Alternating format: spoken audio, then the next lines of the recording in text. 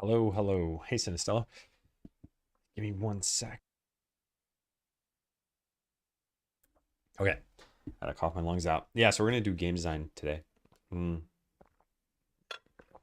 I have some general ideas, but nothing concrete for a lot. Whoops. Nothing concrete for a lot of what I want to do. I talked about maybe doing some prototyping. I think maybe we should try this. I wonder how hard it'd be to do this. Maybe we start just a brand new project. Not first. Hey, how's the note refining been going? Second place. Where do we even have these graphics? Let me merge everything here. Merge all windows. I don't need any of this open. Actually, I don't need really anything open, I guess. I just need to go find the assets I bought. I don't remember the name of the person who made them. Wasn't that? Ah, here it is. Yeah. Let me stare at this page again. Finally found a good pen. My favorite pen got lost in the movie. Making progress though. Oh no. Favorite pen is lost. You should order a new one. Treat yourself.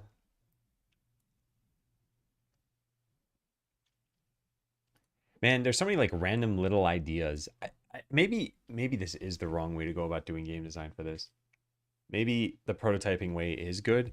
If this ends up being fruitful, I think this is probably what we need to do. This is fruitful. Probably need to pursue this more often.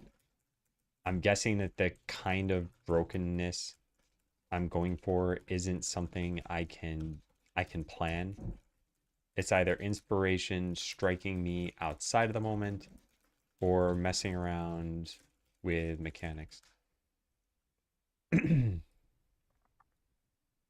right, you know what? I kind of want to see what this will do. So let's just give it this.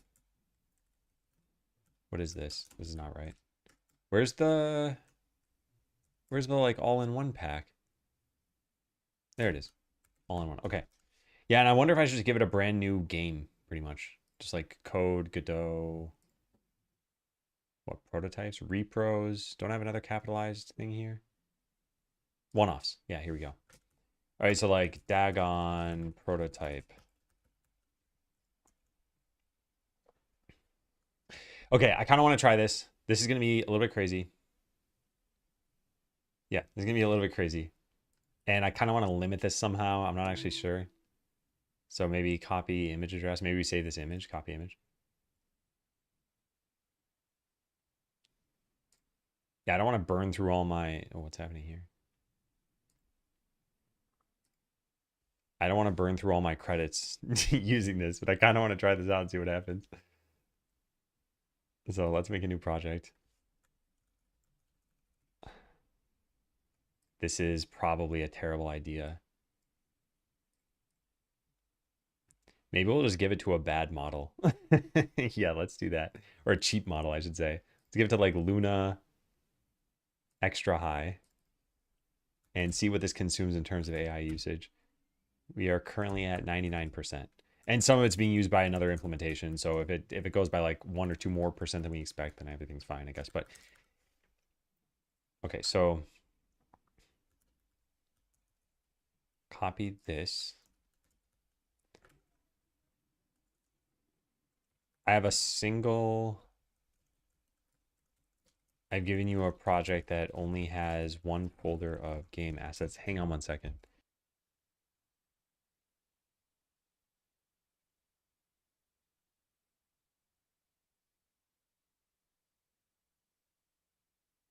Okay, I'm sorry. I'll be back in a bit. I don't know how long it's gonna take. Is it jump time? It's jump time.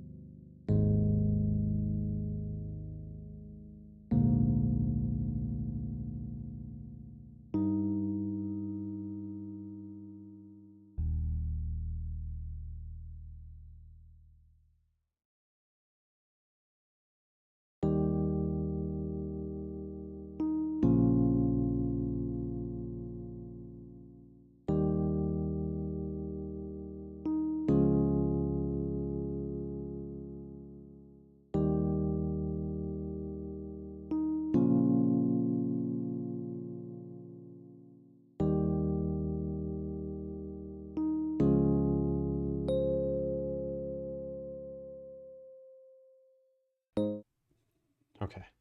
Hi again, everybody. I'm sorry about this. Close the game. Hey, Ramu. Hey, Will. What else did I miss?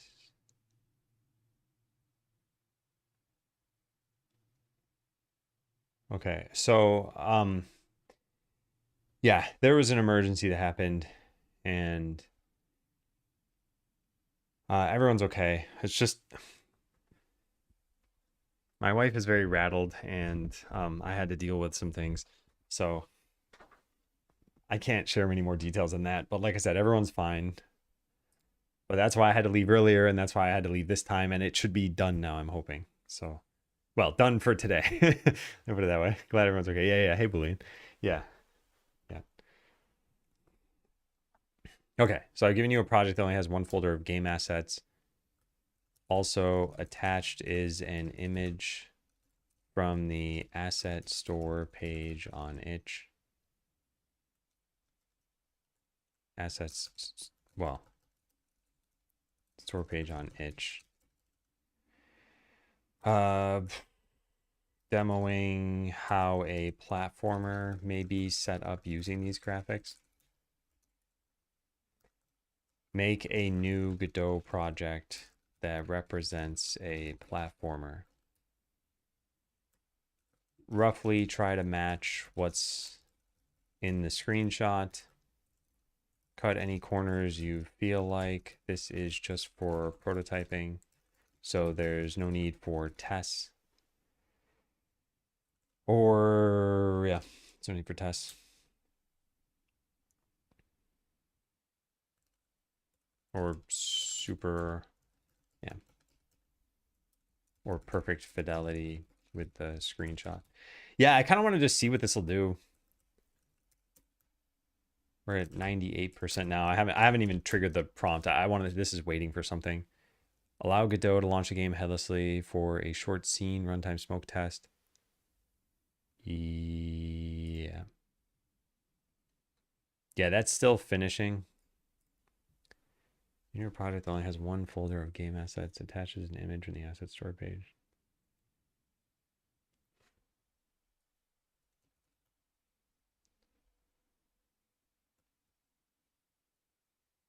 Yeah, I'll kick this off. Not even gonna have a planet. I do want to keep a little bit of an eye on how much it's burning through though, so we should remember to check this in a bit. But I wanted to try this. The way I would have done this myself is to start setting up some of the world and like some basic mechanics, and we'd be able to jump and move around. But I also want to iterate on this. And since I don't really have anything too much in mind for the prototype yet, I think this will be a decent way to start and just see what happens. It'll probably ask me like a million questions. This is still awaiting changes here. Run the remainder of the safe slot smoke suite test. Sure. Hey, Serial. If you set a goal, it can tell you the tokens used. Oh, that's fine. I always measure it just in terms of quota remaining at the end. Like most of the features that I work on, it's 1 to 3% for a plan, and then somewhere between like 3 to 10% for the implementation, or 2 to 10% maybe. So it's like the average thing might take 4 or 5% of the week. This as a prototype using Luna might also take 4 or 5%, but just do a lot more. It's just on one of the cheap models. Anyway, sorry, I burned through a lot of time on stream. Yeah, my uptime is 16 minutes, but I've actually been here for like 2. So yeah, I apologize for that. Never even finished that sentence. Okay, so what did we have here last time we were talking about the Dagon game?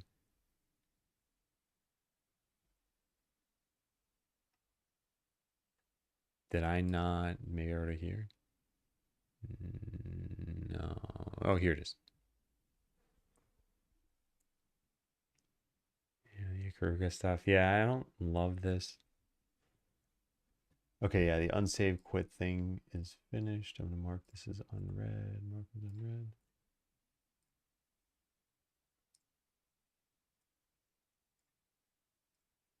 Okay, cool. I can guarantee that no one cares. We understand. Yeah, yeah, that's nice of you to say. And I mean, this doesn't happen very often that I have to just like step away for an emergency. Man. Okay.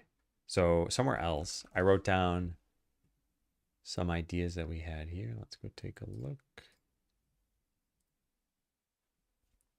Controlling a character that can freely switch between human and skeleton forms. Oh, wait, no, this is not needed here. There we go.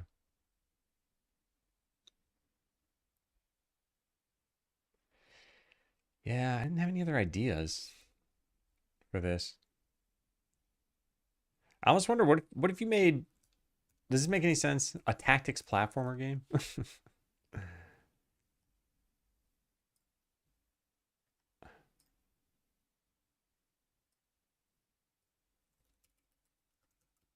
What if we made a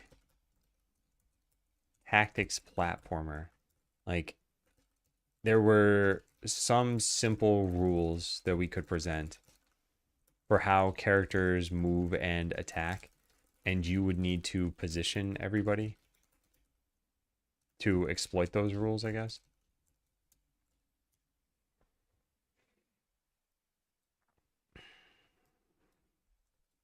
We could even use the arrows from the, what's it called? Dungeon Gathering? Yeah, Dungeon Gathering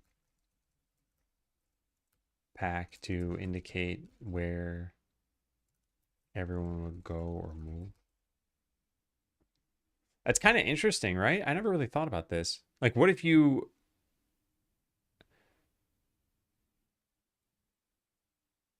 Wait, what if... Oops. What if it was like the Lost Mind of Dr. Brain? First of all, this game was great. Great game. But what I'm thinking of is this. Oh, can't load that, apparently. So let's just open that in a new tab. Yeah, so the way that this game worked is you had 3 different kind of like functions here. And main could call into subroutine 1 or subroutine 2, and subroutine 1 could call into subroutine 2, I think. So it was like you could write out some instructions here, and some instructions here, and some instructions here, and see how they all work. And your goal was to move to each brain on the board and pick them up. So here you see move, move, turn left, move, move, turn left. So it'll move, it'll turn left. It doesn't actually pick up the brain. But then we run into these subroutines here, and it's going to move again twice. So it's going to move, move, pick up, turn left, move, move, wait. Then it'll run subroutine again, move, move, pick up, turn left, move, move, wait. So it's actually never going to pick up any of these brains as far as I know. But yeah, you had to configure this so that it would do those things. I wonder if we could go with the same general route and have...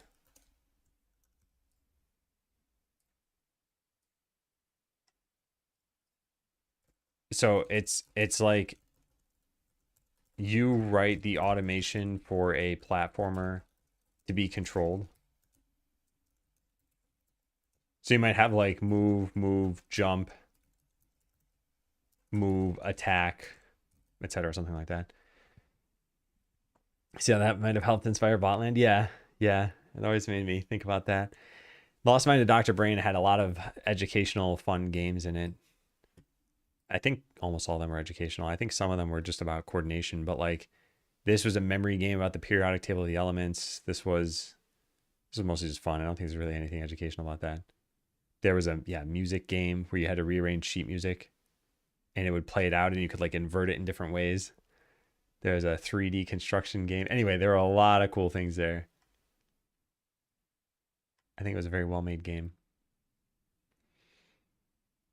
All right, what has this burned through so far? Practically nothing. Good job, Luna. So would this be fun? Like, where would the fun be and what is broken about this?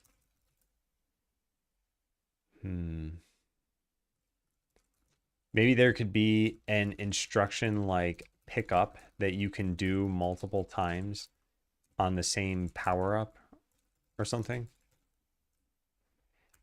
This kind of idea is something we'll probably end up using quite a lot, which is there's a power up, there's something that you get that clearly makes your character better, and you can get so many of them somehow. And I think it's a fun way of breaking games, but I don't want to do that all the time. But anyway, would that be fun? Or like, hey, here's a platform and you try moving and it's like, you can't do that. You have to use the Oracle or something, and that's when we have you plug in your commands. Now, I think what would make that more interesting is if there are other, like, yeah, the first level could just be something like move, jump, jump, jump, jump, jump, jump. I mean, I guess all these are just jumps. And then like open chest or whatever. But I don't think this would be super fun. Yeah. I don't think this would be a ton of fun. Or like, I don't think this would have mass appeal. Imagine coming to this game from Dungeon Racer. You may be inclined to try to figure out how to play this, but it could be too complex or just unfun.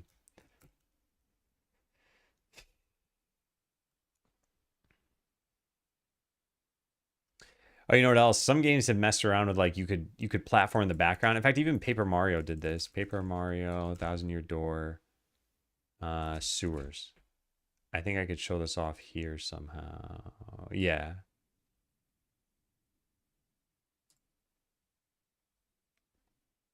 Are there other screenshots here? Well, anyway, this one's good enough. Yeah, so in the background of this level, you see there's a pipe there. You could actually take probably that pipe, go into the background, and then start like climbing along the back and go into here and get some special thing. And that's pretty neat. This kind of looks like you could do that there too. You could make some like go into the background. Whoops. Vertical Force also worked that way. This is a Virtual Boy game. But you could go into the upper part of the world or the lower part of the world. Hence why they called it Vertical Force. But yeah, here it's at the top, but you could like go into the background almost and fly beneath these things, let's say, and start shooting enemies down there. Did I even send the prompt? Yeah, I sent the prompt. It's over here. It's just now waiting for something. Allowed to edit the following file? Yes, all the time because I don't care. Yeah. Luna is just pretty light on usage. So even though it's been working for that long, it's still at 98%. So yeah, I don't expect it to use too much.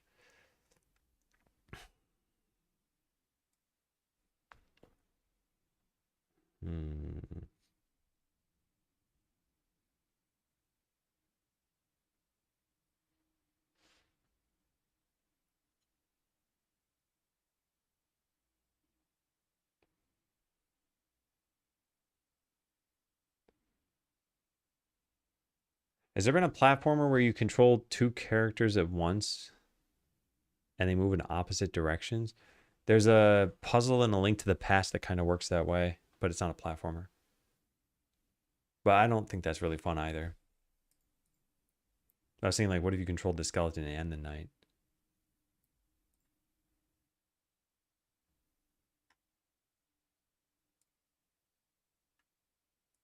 Where's the rest of this stuff? I want to see if there are any other screenshots I haven't seen before that might inspire something here.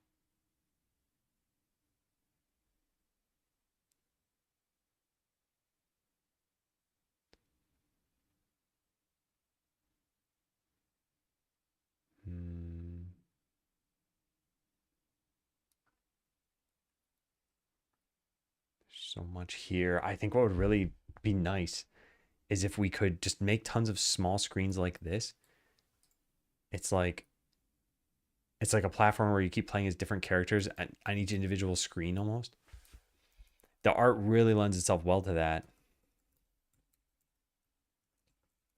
Dagon Pack has tons of different, well, maybe not tons, but has lots of different environments and characters. It may be neat to riff on that idea somehow. Maybe each screen has you playing with different mechanics.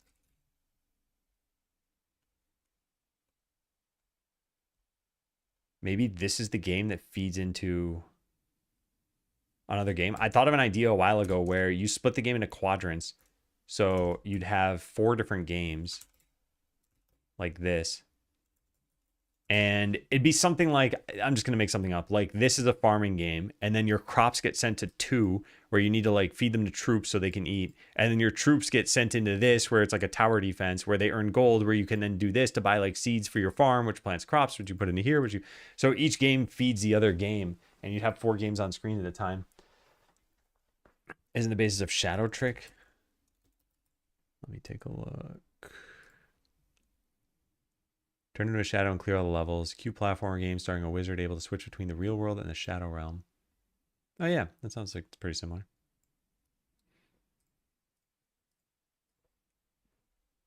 Oh, that looks like the Kirby character. The stone guy. Kirby Superstar Stone. Actually, I should do this in a different tab so I can compare the two. Well, kind of similar. Where's the character? I guess it doesn't matter now. It reminds me of it at least. Yeah, it has to be 4,000 plus.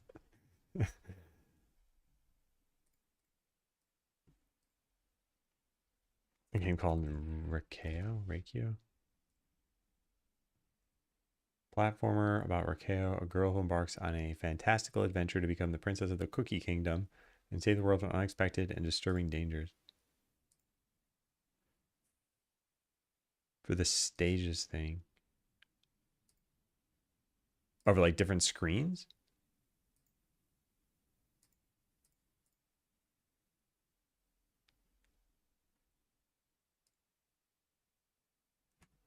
I'm still a little torn on this. Like there's got to be a cool unique thing we can do with this. Like imagine we had this right next to this right next to this. Would you go from this screen to the next screen? There wouldn't be any scrolling if you did that, I guess. Had to be like Link's Awakening style scrolling where you hit the edge of the screen or like the original Zelda sort of thing. And if it's a platformer still, I feel like you need mechanics that are interesting enough.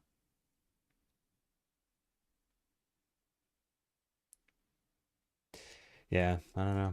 This finally hit 97% by the way. Oh, it's done. Okay, what did it do?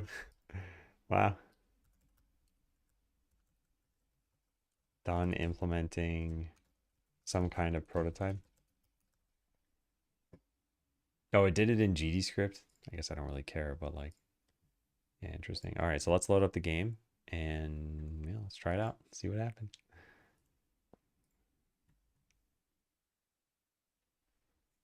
Oh, player ages. Okay, yeah, yeah. I don't tend to watch trailers on stream because usually they play sound, and I don't want to play someone else's copyrighted stuff. So that was not me intentionally skipping it to try to be daft. Godot, one-offs, Dagon here. Does not specify its supported Godot version. All right, that's fine.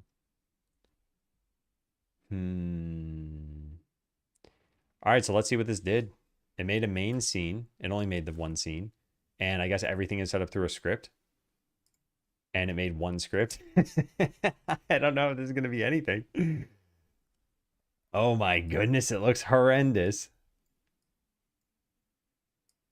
What are we looking at here? Well, we can move a character. We can jump. It says falls 1, and we can't seem to move past the very first obstacle.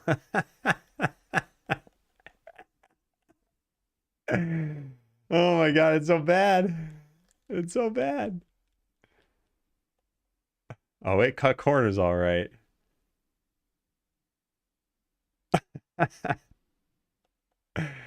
10 out of 10 gameplay. Yeah, this is so much fun.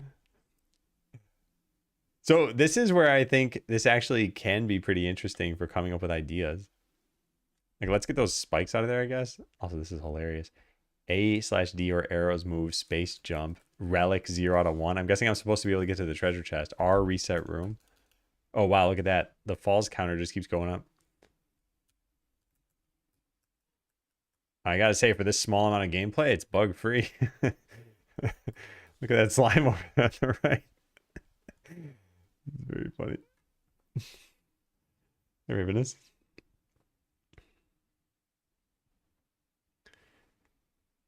Well, I mean, if we just get rid of the spikes, I could at least try some platforming mechanics. Like, one of the things I was kind of thinking of is what if we had double jumping, but it was really infinite jumping?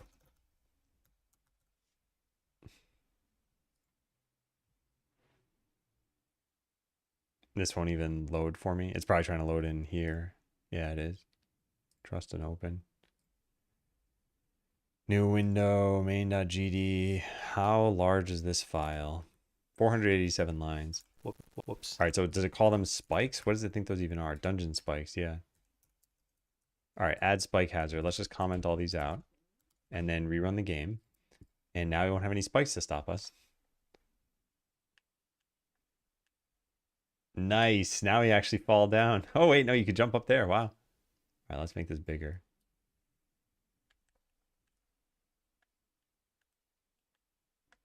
Oh, it's horrendous. It's so bad. Like I can't jump up there. I think you're just stuck here, right? It's like you can almost make it. Oh, you can't even jump up here. You can jump across that gap. God, the controls are impossible because you have to press up to jump. I'm like trying to move. Can I make it to? No, I can't. No. Can I make it up there? Nope. Okay, well, this is nuts. They did not want me getting that relic.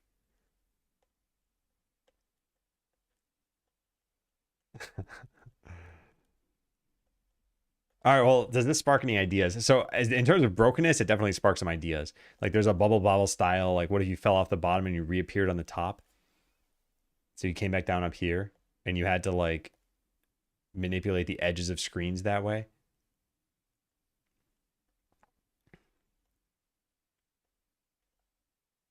What am I even stepping on right now? I don't understand that either. It's like above the platform that we're supposed to be on.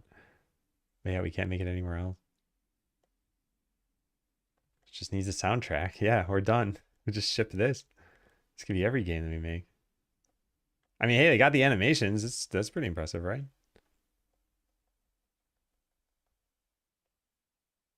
Huh. I think it's just offset. Yeah, it might be that. Actually, you know what we could probably do? We could just increase the jump height, right?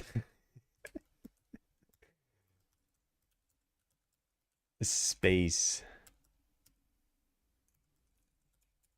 How do you tell if you've pressed? Here we go. UI accept. Here it is. Player velocity negative 425. All right, let's roughly double that. And let's go try that out. Oh, right. We can't launch it that way, can we? Oh, it knows how to? Wow. All right, great. So now we can jump twice as high. Whoop. Fell right at the very first. Oh my God. Yeah, nice. All right, so now can we make it over here? Yes, we can. Can we get the treasure? Relic secured. The hold opens. What? Oh, that's great. That's wonderful. It's stuck here, by the way. Like it's not doing anything. I'm glad I secured the relic, though. Man, the kingdom's waiting on me. The hold opens. Oh, man. Wait, is the game still being played in the background? Like if I set message label dot modulate equals or dot a equals 0.5, I'm not even sure if that's valid. Hey, David. Should be an actual broken game. I was thinking of making Office World, where it's a bunch of like mini games and you have to go to the individual computers to play them. But I don't think making them just like AI games would be a good idea. It might be funny, but I'd rather they just be human games. Okay, yeah, there is gameplay in the background. Can I still jump? No, I'm not moving anymore. And R no longer resets. Yeah, okay. The hold opens. All right, so did this spark any ideas other than Relic Secured being like the greatest line I've ever seen? I mean, having like turbo jump abilities could be kind of interesting. You just hold jump to jump higher. I guess it's pretty much just flight at that point. Hmm.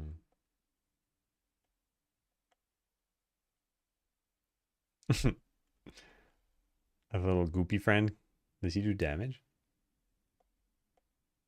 Can I even get down here? Oh yeah. Oh yeah, he murders me. Hmm.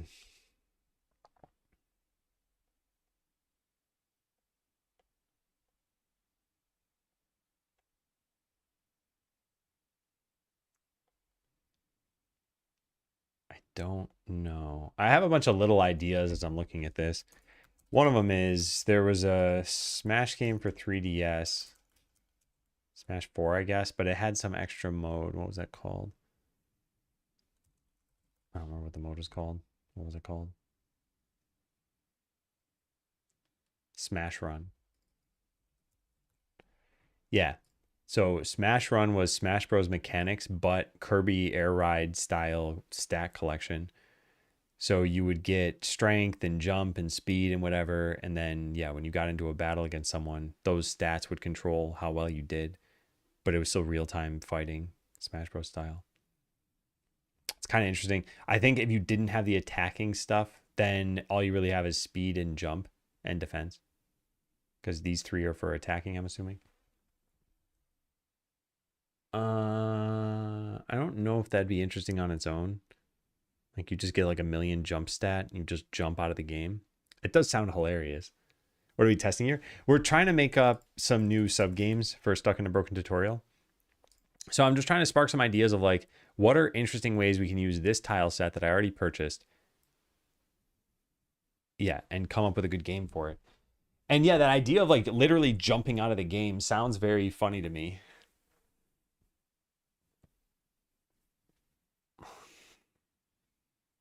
Or what if you like jumped through the ceiling because your jump height was so strong that it just like broke the walls?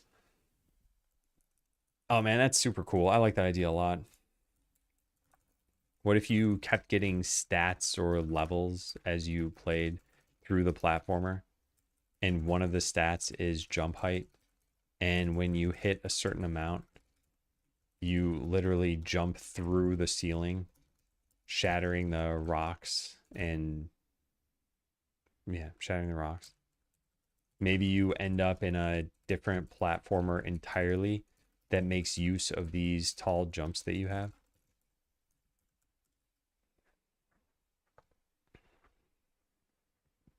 Only now the jump is makeable. Well, that's how I want to do New Game Plus. It was just going to be a bunch of jokes about how we can make it so you can make it across that jump. So you get like a jetpack, or you draw a bridge, or you like bring the two sections of Earth closer together. And each time it keeps saying like, wow, you beat the game. And then just puts you back at the beginning.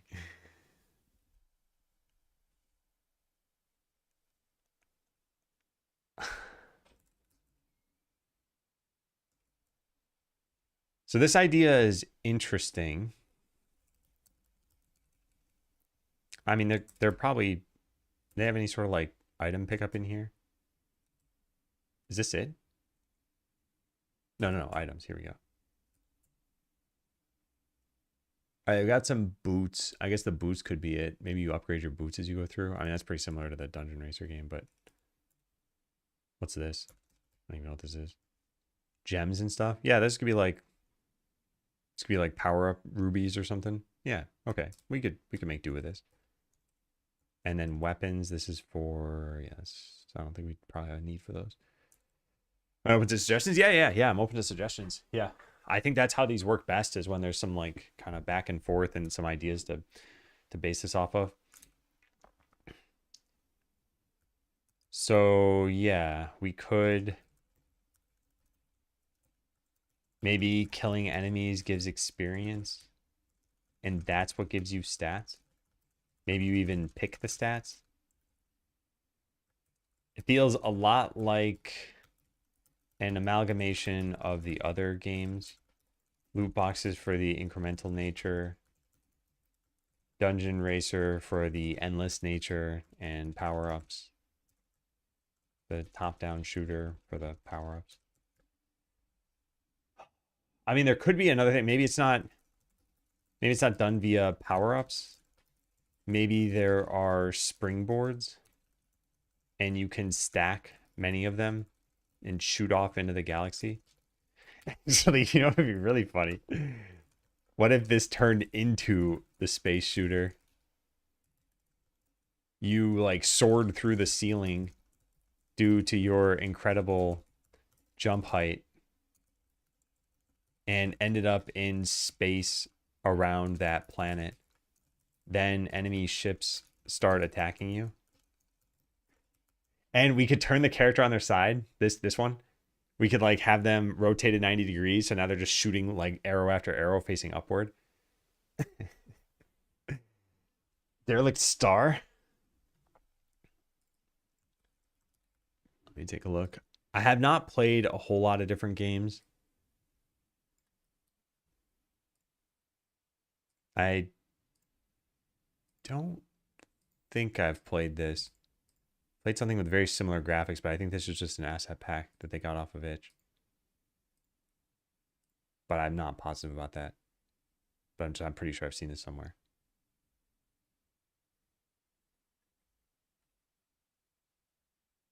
Or maybe someone's linked this in chat before. I'm trying to figure out why this looks familiar.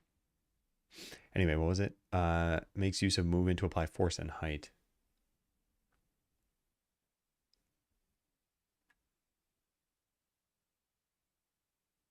Interesting.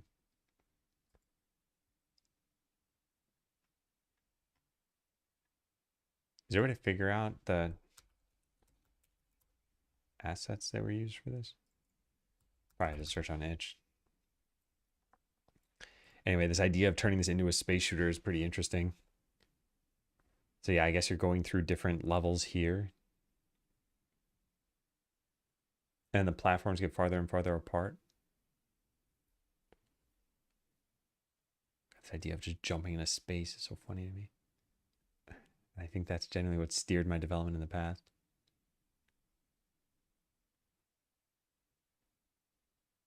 It'd just be so similar to the Dungeon Runner though. That's the problem. You find these chests every once in a while. And you wouldn't even probably care about jump height too much. Maybe it's not an endless thing then. Yeah, we could do that. Maybe this isn't endless. You are going through a regular platformer with checkpoints and collecting treasures in the dungeon or open world. The jump height is letting you get to new areas. Yeah, so it's more like a Metroidvania, which I think we had on the list that I wanted to make and I just never did. Subgames, genres. Endless Runner is now done. Do I have Metroidvania here? I don't? Really? Did I ever even write Metroid in this whole document? Well, that's where I wrote it right there. What was this? Cross game inventory? Oh, that was talking about backtracking. Yeah, wow. I didn't have anything like this. This could be the Metroidvania kind of game then. That could be kind of cool. Use one direction of movement, then swap and keep that momentum. Oh man, that sounds very trippy. Yeah. Okay, I like this idea a lot. Do we have the graphics to support it? Probably. And we have different characters too, and this could make it kind of interesting. Okay, really, really starting to like this. So yeah, you're going through this dungeon. You're getting different abilities. What abilities can we give you? We have wall climbing, right? How do we... Yeah, here are all the graphics. I want to see the file names in totality. Attack, air shooting, death, falling, hurt, idle, jumping, run. What's this? What is this? There's a sheet on it, but there's already an idle one. Oh, this is everything in one spreadsheet. Okay. Got it. Shooting, slide, walk, wall side. Yeah, so like wall side could be an ability you get, and without wall side, how would you make it so wall siding is required? It had to be a jump after you're sliding down the wall, but the timing is hard. But what if you could just make it anyway? No. You could, okay, I know what you could do. You draw a shape like this, right? You have like a mine shaft or something. And if you're sliding down this wall, you need to jump onto a platform. So it's like that. So you slide down this wall and then jump up to here. And if you don't have wall sliding, you wouldn't be able to do that, right? Yeah.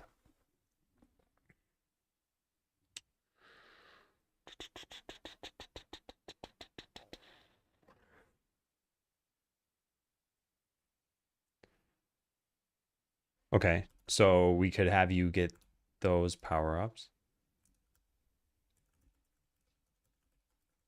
You could get, or like power-ups, we could give you wall sliding and attack. Like maybe you start with no way to attack. Maybe the ability to change characters. I don't know why. Higher jumping. Maybe you start unlocking like spaceship parts.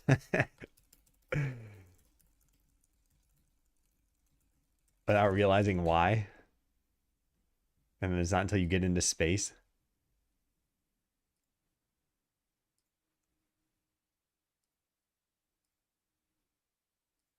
Yeah, I mean, I think that's kind of it, right? What else would you be able to do? We need graphics for it. We don't have graphics for a whole lot of stuff. Because the tutorial is bugged, you can't get one. And you start combining the ones you have. And one is a bug and you just fly off to space. Combining abilities. Well, part of what I'm trying to make sure is that we're not adding to the art burden too much. So like if you look at one of these sprite sheets, we have these graphics. And it's pretty hard to tell just by looking at it here. It's easier reading this, but there's like an air attack, a regular attack, death, falling, hurt.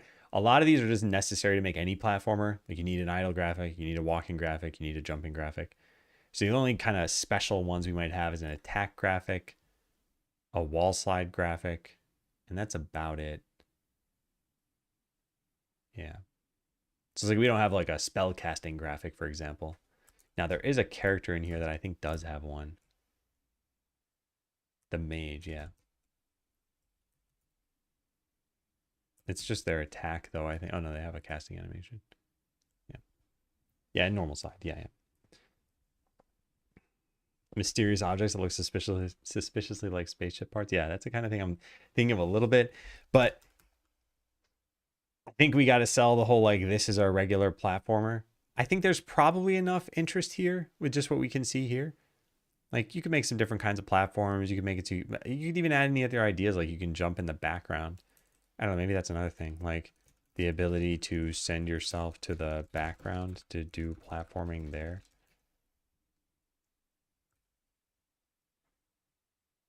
Maybe.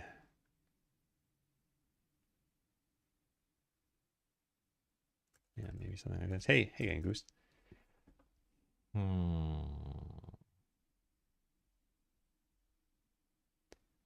The idea of a high jump. Like, I think of Super Metroid, where you get the high jump boots.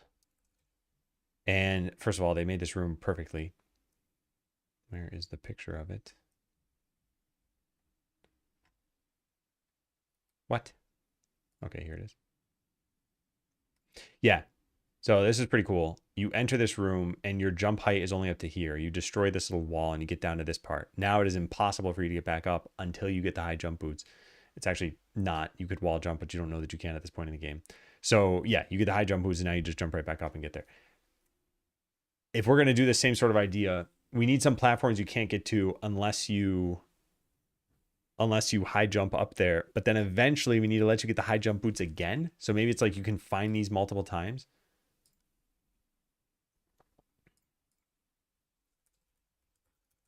Maybe you find multiple copies of the high jump boots. Or maybe you have some way of duplicating items. You need to figure this out, though. I don't know if it needs to be a puzzle. You need X item to get past this obstacle, but have the item needed be really expected. Like using a bridge to get past a tree, a shovel to get over a gap. Yeah, but we don't have animations for a lot of that stuff. Like, I do like the idea. And maybe some of it we could kind of paper over having animations, like a shovel could turn into a bridge because you just throw it down. But yeah, then this does, I think it manifests as a puzzle game. If we made a Metroidvania style dungeon and you just found treasure chests, then all you need to do is get to all the treasure chests. And the puzzles could be kind of in the background as opposed to the platformer mechanics.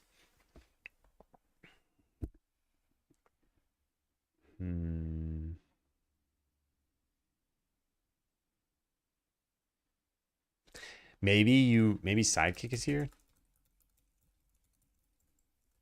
Maybe this is the game where you find Sidekick. Okay, so there's another idea that I had that was important to the story where you would play as Sidekick for a little bit, but it's when Sidekick is like losing their mind. So you would kind of skip forward in the game and not realize it. So maybe you're here and you try to jump, and then the game just like flash forwards to you being here, and you like land in the water and fall and die. And then you respawn back in the beginning. And now you just move a little bit and it pushes you all the way to like the snow world. And your character starts talking about the weather, which is the indication that they're losing their minds. Like, lovely weather we're having, isn't it? And then that's it. They're just like stuck there, and you have to come rescue them, and you recognize them as Sidekick. This could definitely work. Then you take them into space, I guess.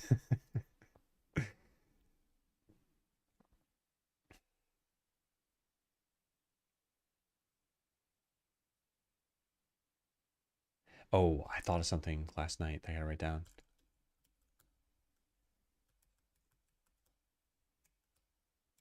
Where is it?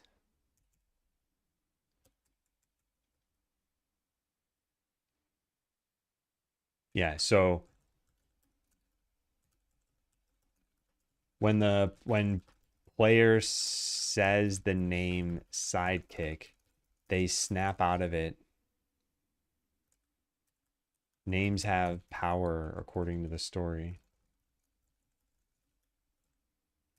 And you know Sidekick already. This is a very, very good idea. It's definitely good. I still need to work on the mechanics of this, but yeah. Idea of meeting Sidekick in this game is perfect. It's how we can advance the story of agents becoming NPCs. So you would first enter this game as Sidekick. You would have basic platforming mechanics, but every once in a while, the game would blur and skip ahead, and you would be somewhere you don't recognize. You may fall and die and respawn. This happens enough to where Sidekick starts saying things like, lovely weather we're having, isn't it, to the enemies around him. The game then fades out and we go back to player. Player eventually encounters this game as herself and meets Sidekick and has to rescue him. Yeah.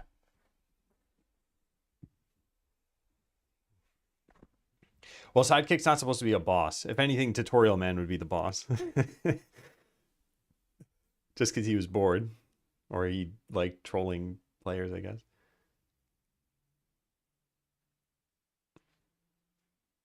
Nice day for fishing, ain't it? There are no fish here.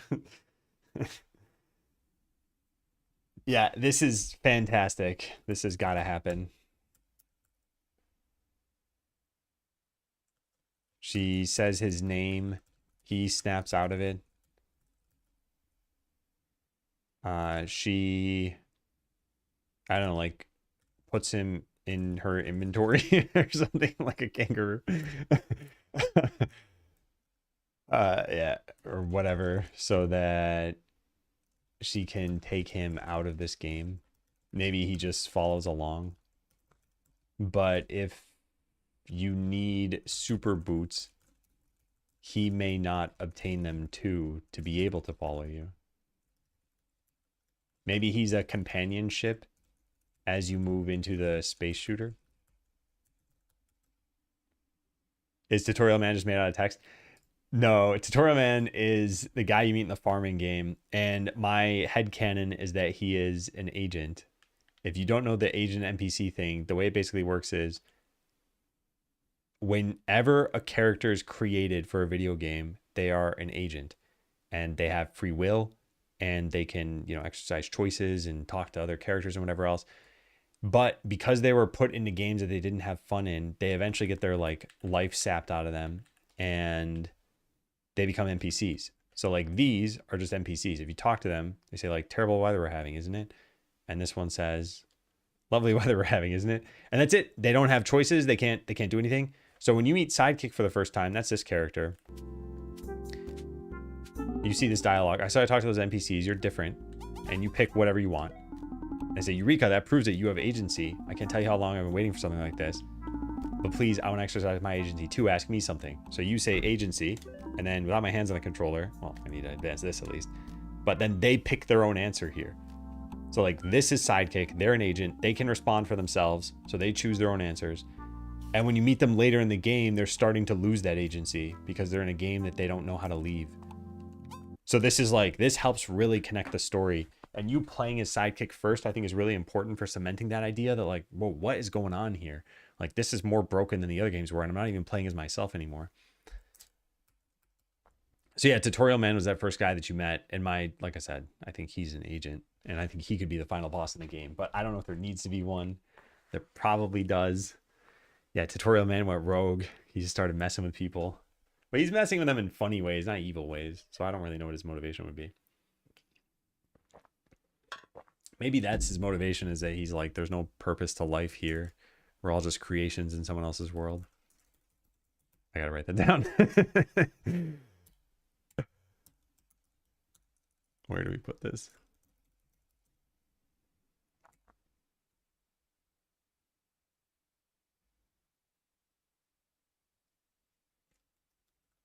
Maybe Tutorial Man feels like a pawn in someone else's world.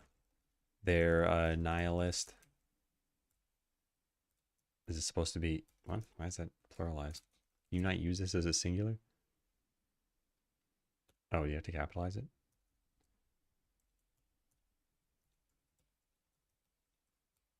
I don't know. Whatever. I'm just gonna write this.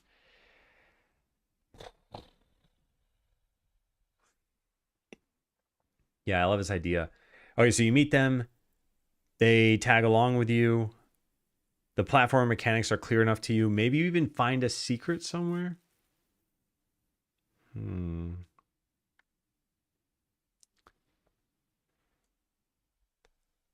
Oh.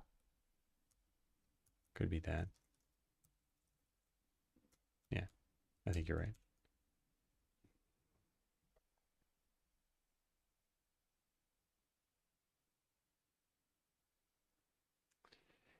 Breaking the game further. So there's like a lore reason I don't want to go in that direction, because I don't want other characters to be like game developers, but your character might be. So I want to reserve that power for you. But I'm not even sure if I want to use that power eventually. I don't think I do. Because one of the messages I want to send is that this game is about people being in the wrong places. And that these games are actually fine. There's no problem with them. And it's just there's the wrong players for them. And if you were to change the games, it would send home the message that like, no, these games were broken and not that they had charm to them to begin with. It's kind of a commentary on just like the real world and game development and players being entitled and everything. And like, there's a game for everybody out there and you just got to find it. Which, by the way, I actually do believe, like, even people who think they don't like video games, I think they would like a video game. And maybe it's a video game analog of an existing real life game like chess. And just being able to play it online against anybody in the world it brings them joy. And maybe it's Call of Duty. And yeah, it's anything in between, Tetris or something. All right, so this is great. But we still need mechanics for the platformer. It could be that the mechanics are just thin paper over the story that we have to tell. And maybe it's Skeleseller. No, there's no maybe about that. It's definitely Skeleseller for everybody. Somewhere out there is that middle-aged dad.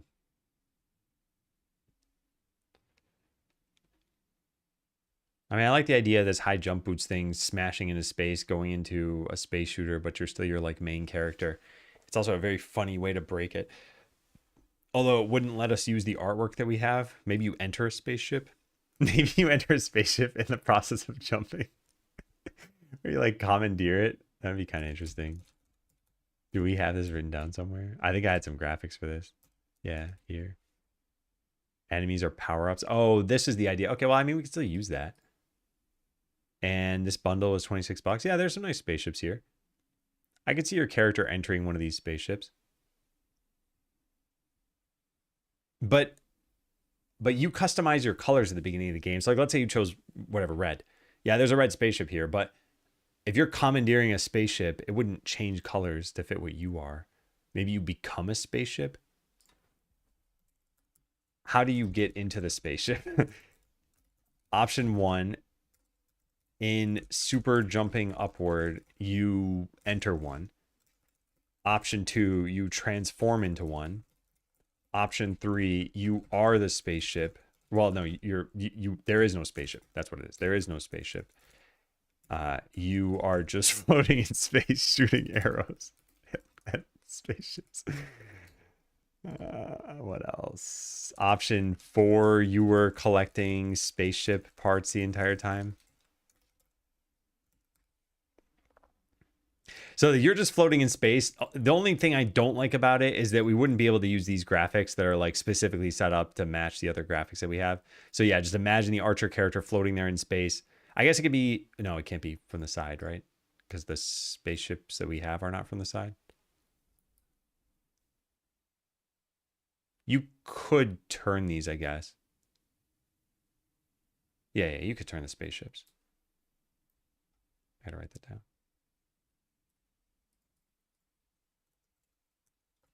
We could rotate all of the spaceship graphics so that the Archer doesn't need to be rotated 90 degrees. I am a spaceship. Love. Naming Source Studio. Jump to the bottom and land. Yeah, that's like what this was. Number 1, you enter one. Maybe you commandeer it. Maybe it's, I don't know. Yeah, not sure how your color customizations would work with this. Will gravity shoot you into space instead of entering?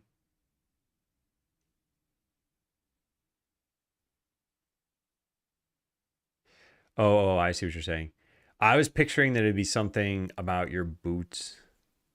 Like you get the high jump boots and oh, actually, that's how we could break the expectation. Oh my God, I didn't even think about this. You get power-ups throughout the game with like obvious tells for how you, or for what you're about to get. So for example, there are enemies in the room that you can't defeat, and that's where you get your bow and arrow. So then you get to a room with ledges that you can't reach, and you assume you'll get a high jump ability. You actually do, but it's the ultimate jumping boots. There's a label on the bottom that says guaranteed to launch you into space. Okay, yeah, this is cool. Love it. But then I still got to answer this question. How do you get in this spaceship? I think option 3 is probably the best. This violates the expectations the most.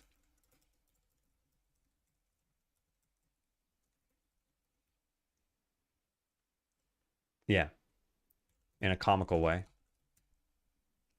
I mean, before that too, you got to think like you were expecting the high jump boots to get you up to a slightly higher platform, but you like shoot through the ceiling and into space.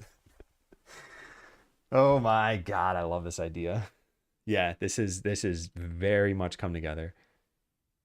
So then the only other thing we'd have to plan is the rest of a generic Metroidvania, which at that point is just, what's the word for it? Like set crafting or something. It's a set piece. Yeah. Yeah. This is fantastic. All right. Great. This could not have gone better. Wow. All right. Well, where do we have this written down? Dagon game. Here it is. So this is Sidekick in space. And then once you're in this space shooter game, we can transition into what I have listed here. This is the only time in the entire game you're going to go between games, though, right? I might have to answer that question too. So final question, maybe. So yeah, the rest of the Metroidvania mechanics aren't super important or difficult. They're set pieces.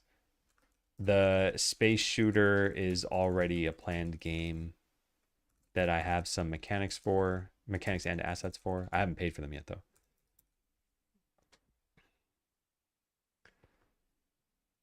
Be helpful for the in-space area. Oh, I was just planning on not even explaining why you can breathe in space. Yeah. Because I don't think we have anything transfer between games right now. But yeah, final question is, how are you going directly between two games? Doesn't it imply that, well, okay, I guess we have some options here. So option 1, you're not actually going between two games. This is the same world. Maybe the architect abandoned the space shooter idea and moved on to the platformer using the same project file. Honestly, this is probably it. This is probably what we're going with. Option 2, we change this so that you go back to the architect's realm first. I really like this idea, though. Imagine if that's how this worked. Like, there are some games that kind of have this idea, and then there are some games that are more obviously combinations of other games. Like Super Smash Bros. Brawl had game demos in it. Yeah, these. So you could just literally play other games inside of this game, and they limited your time.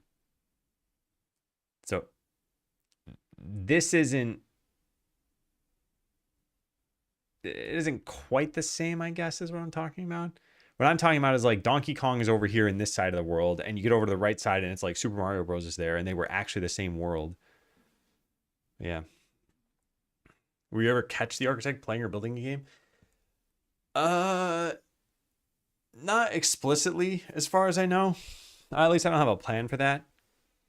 Who is the architect in this world? So the architect is in their own world. It's like imagine me as the architect making this game. Like, I don't exist in the game world. So yeah, the architect doesn't exist in this world at all. The architect exists in the real world. So that's kind of what's happening when you're glitching out of these games. Like, if we go into just the first game here and do this. When you glitch out of this game, you are entering the architect's realm, and that's where the architect lives. So now we're in the realm, and we get to where they are over here. So there's the architect, and they send you out of their world. Like Tron, I haven't seen Tron, but possibly like Tron. Welcome back, like Syrian. Yeah, so you get sent to another game every time.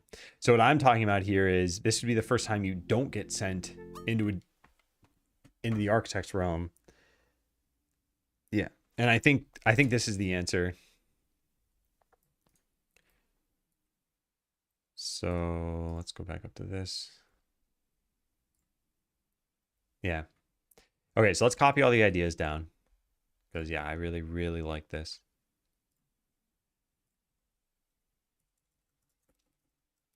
Just cross that out. So, overview. This is the game that you first enter as Sidekick. To see them start to become an NPC. You later enter as player and rescue Sidekick. You get the high jump boots, but they're set to turbo, and you launch into space. The game transitions into the space shooter game. Yeah, so I'm just going to copy paste things here. I'm not going to do any real formatting or anything. I think this is fine. Going to copy paste this over here too. And the last bit is this.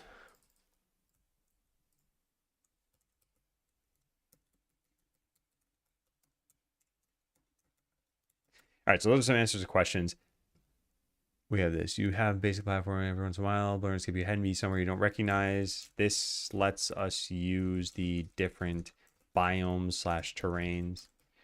You may fall and die and respawn. This happens enough to where Sidekick starts saying things like, lovely weather we're having, isn't it? To the enemies around him. The game then fades out and we go back to player.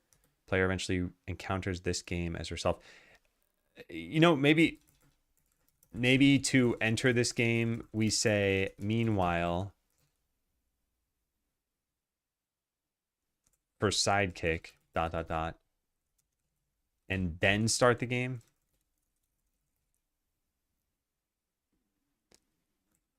We could end with, and now back to player, but I don't think that's needed. Yeah, I think we do need to say that you are a Sidekick because you might not recognize Sidekick. Yeah. Oh, you like Skeletor? Nice. Nice.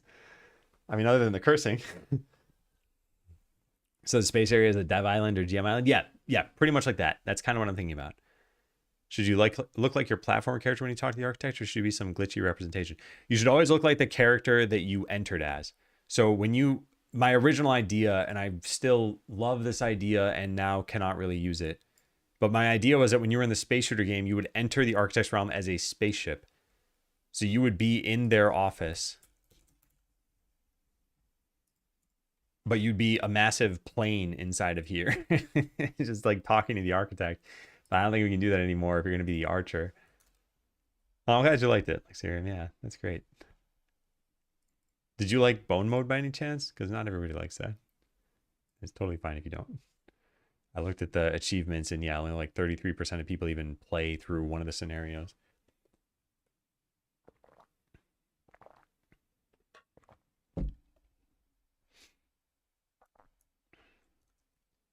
So yeah, before we fully tackle this, like remaining questions, is there some way that we can get you to be a spaceship in the game, or not be a spaceship, but be in a spaceship in the game? Like maybe some power-ups get you there. Rationale, I really, really want you to enter the architect's realm as a fighter jet. The idea tickles me. Yeah. Yeah, maybe some power-ups get you there. I think it's pretty reasonable. And played out to its full potential. I do like the randomness of it. Okay, cool. Yeah. You're not supposed to be here. Are you looking at me? Why are your machine guns spinning up?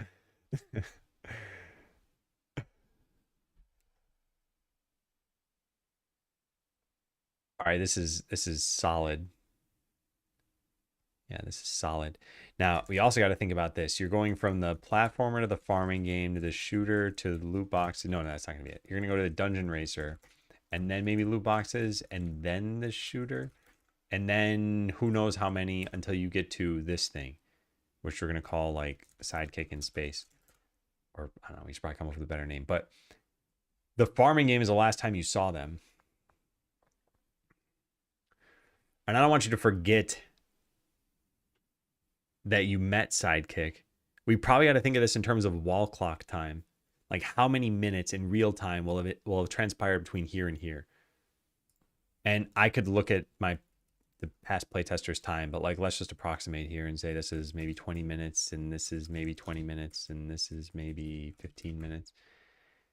Like how long until you've forgotten a character that was introduced before? So obviously if it's the next game, you'd remember. If it's 2 games from then, you'd probably remember. If it's an hour from then, you might remember. Well, maybe we could just say like, remember me from the farming game. Yeah. That could happen. For the sake of the IRL player, we could have players say, remember me from the farming world.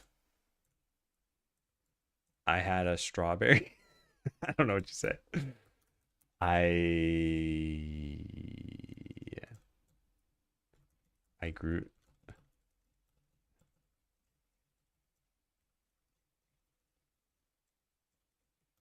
Yeah, something like that. Yeah. You see this in TV shows all the time, especially with ones that have like 5 or 6 seasons. There'll be a character and they'll be like, "Oh yeah, did you talk to Mary?" And they'll be like, "My sister?" No. And it's like you wouldn't respond with my sister if there's only one Mary you ever talk about, right? But like for the sake of the viewer, you got to let them know that's a relationship between those two characters. So this is more for the sake of the real life player than because it's realistic dialogue. But it is also reasonable. They might not recognize you. You would look different. Yeah, you would look different. It's reasonable that you're that maybe not even remember me. Maybe like, do you recognize me? Do you recognize me from the farming world? That was one of the strawberries. It's me, player. Don't you? Okay, that's better. Don't you recognize me? Don't you recognize me? Reasonable that your character would suspect that something is off by their speech unless they've already triggered, unless they've already said sidekick's name. But even that notwithstanding, their sprites are totally different. Well, not totally different, I guess. Are different. Yeah, totally different. That's fine. But wait, this sparked some idea that I had in terms of dialogue for this. Like the whole convo could go like this. Player, you look familiar. Sidekick, lovely weather we're having, isn't it? I knew it. Well, you can only say I knew it. This line only works if you haven't seen other agents become NPCs. And you probably would have. I gotta take a break because an ad's about to start. Okay, I'll be right back. Is it jump time? It's jump time.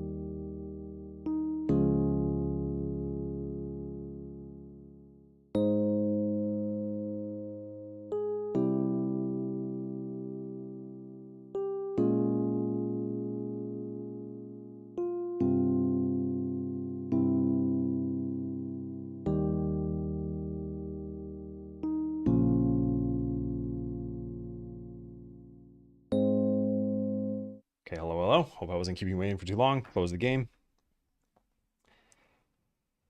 And take care, Lexirium. I don't know if you're still there. By the way, good job, Raimu. You beat Raimu that match.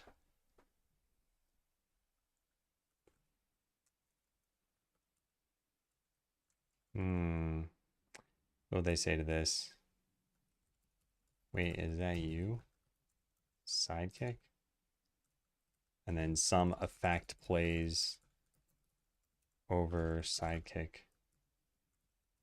Maybe a question mark turning into an exclamation mark.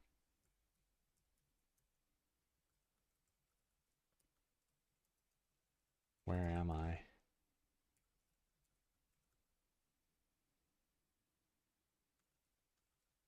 Who are you?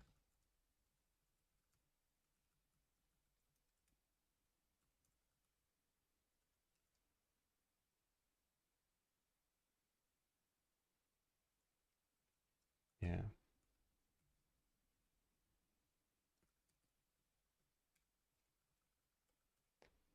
I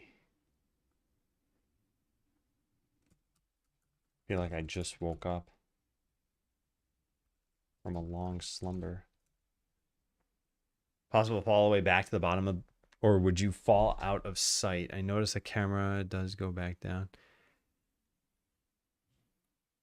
Yeah, you could fall all the way to the bottom. Whoever is at the top of the world, sorry, whoever is the highest up in the world has the camera following them. So if it's only you playing and you fall like 5,000 meters or whatever, you would still be looking at your character. I think at some point though the walls go away.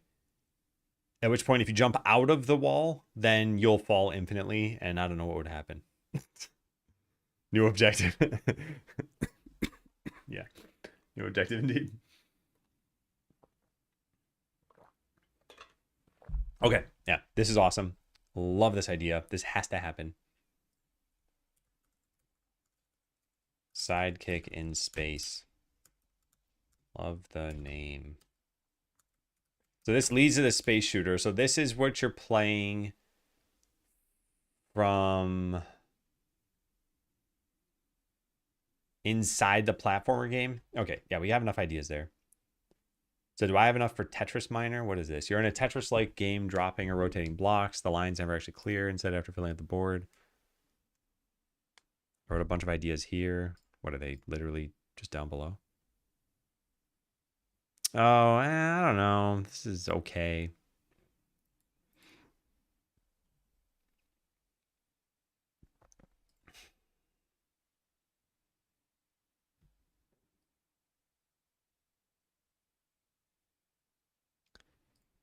Yeah, this is okay.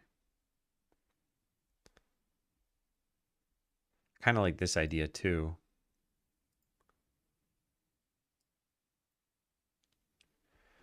Yeah, I do kind of like this idea.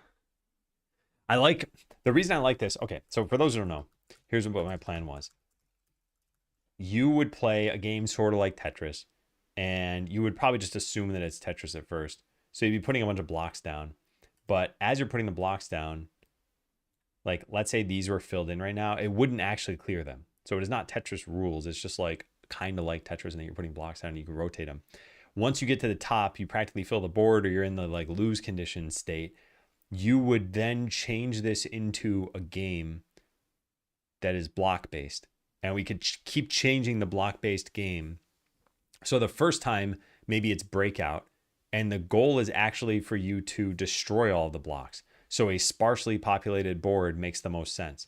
So if you had a very densely populated board, it might be boring. I don't know if that'd be a problem. But anyway, if you couldn't win, you'd be like, oh, okay, knowing that I'm going to play breakout, let me put a very sparsely populated board. Then thinking that it's going to be another game of breakout, you start like putting down another set of Tetris blocks, right? But now it turns into Bomberman. And by having a sparse board, you are like more susceptible to being blown up or something. I don't know. Anyway, I think that idea is actually a lot cooler than any other idea that I had here. I think I like this the best because one, it violates your expectations repeatedly.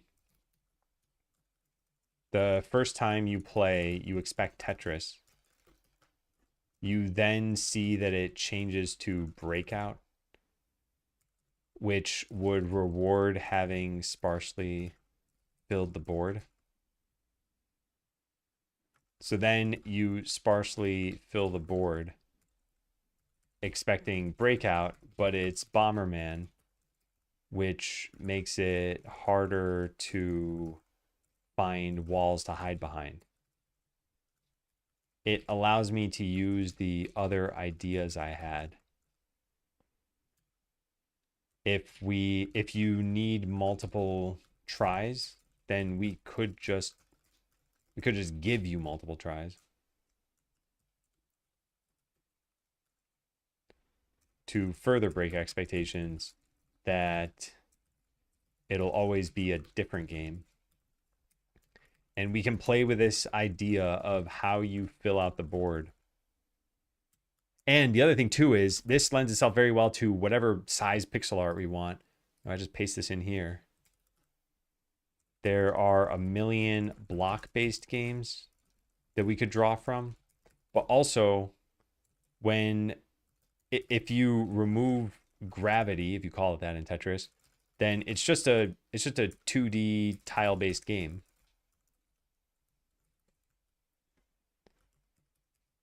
It could even be a platformer or something if we wanted.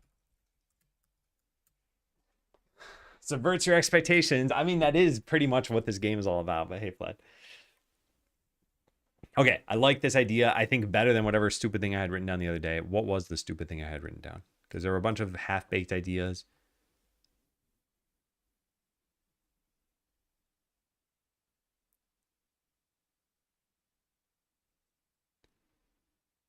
Yeah.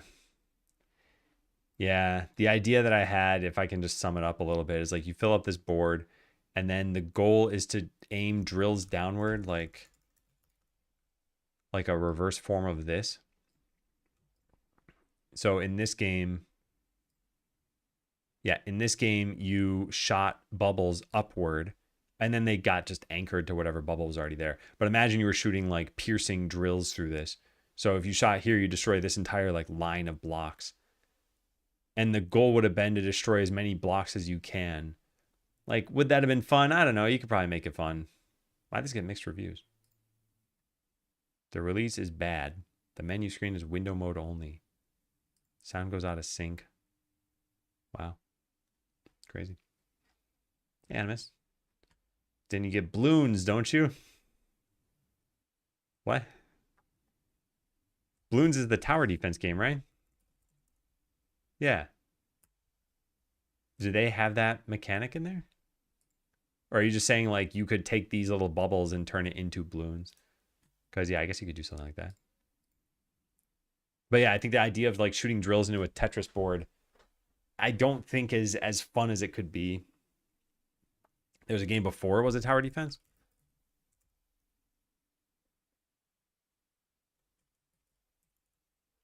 Flash game from way back. Oh. Wow. Wonder if I ever played this.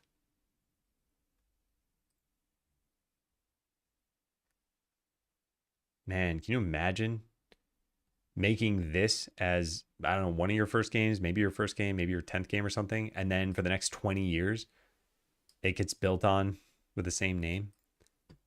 Bloons Card Storm? What was that? 3.0.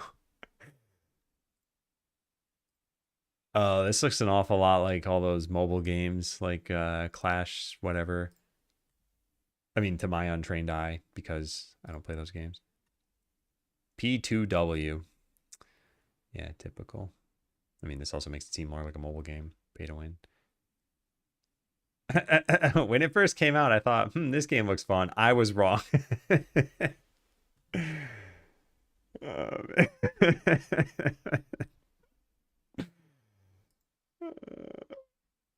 Steam reviews. All right, loving it, loving this idea. Tetris Minor. It's not even Tetris Minor anymore. It's like Tetris what do we call this? We call it like every block game. Can you rename titles and it'll just work? No, what am I doing? This is the wrong part of the document. This is what I wanted. Tetris Miner. Yeah, so we just changed this to every... Oh, what am I... I'm still in the wrong spot. I got turned around. Sorry about that. Okay, cool. Every block game. You start out in a Tetris-like game, but each time you fill the board, the rules change to another block-based game or even a top-down 2D game. Or maybe even another game within Stuck in a Broken Tutorial.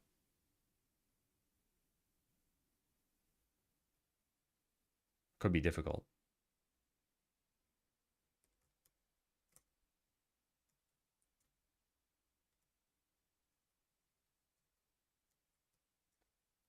Yeah, I wrote some ideas here.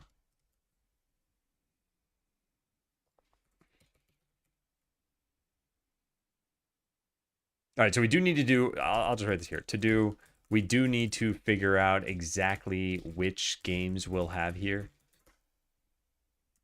Breakout isn't super fun if you have 100 blocks to break. So maybe we speed up the ball to the point where you fail so that you have to sparsely populate the board.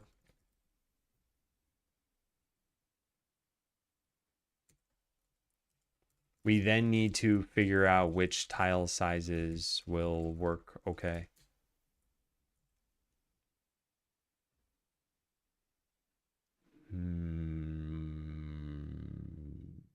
This is going to be a very interesting game to make. Yeah, this is going to be very interesting. A game that forever holds a soft spot in my heart is Tetris Attack. And I wonder if we can do something with that. Like you want to densely populate the board so you can get enough points to beat it. Another thing I got to be careful about here, I definitely have to write this down so I don't forget.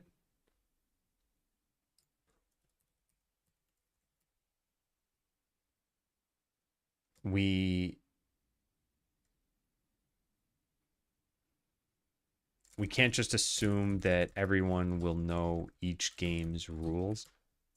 Breakout is easy enough to figure out, and the overarching game is Stuck in a Broken Tutorial, so we can have a tutorial message saying destroy all of the blocks to move on.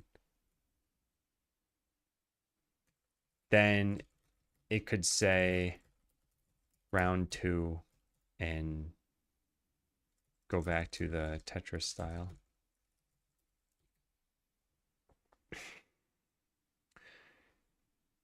Yeah, so if you look at like, I don't know, most popular arcade games of the 80s.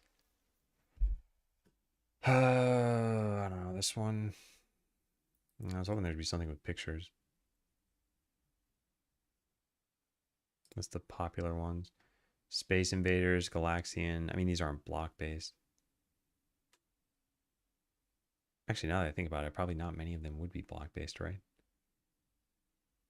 Dig Dug was. Well, it was in the sense that it was a tile map.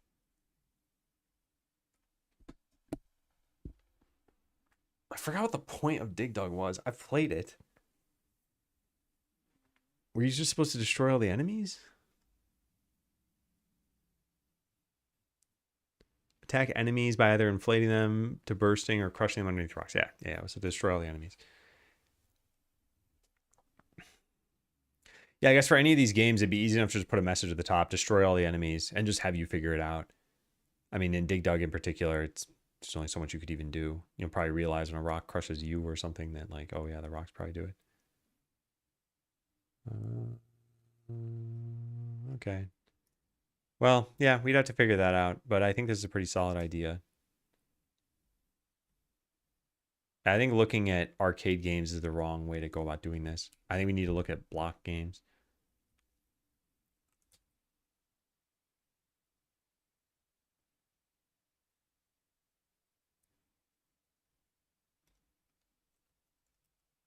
Yeah, we need these games to reward certain Tetris board layouts. They can't be too hard to make, but something like prioritize the left half of the screen versus, oh, a platform would be perfect here. Make platforms that you can jump on.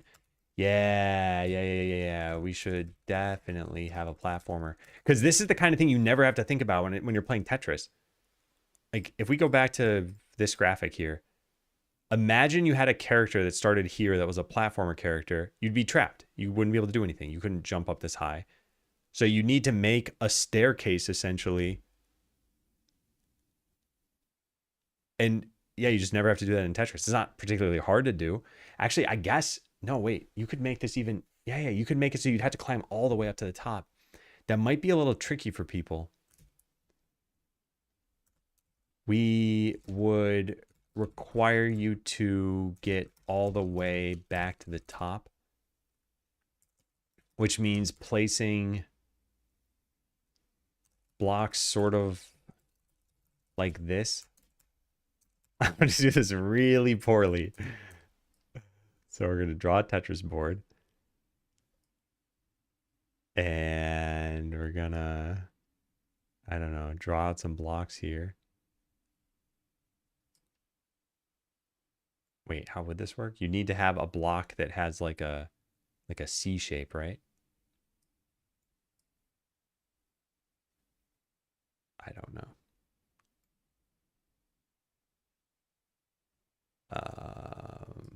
Yeah, this would be quite the puzzle. I mean, we have to give you some like obvious blocks that make this easier. Okay, like I said, not doing a great job. Don't care. That's fine. Whoops, that was all supposed to be one connected piece.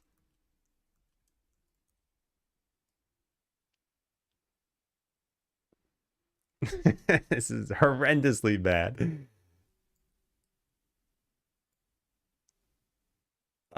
Something like this.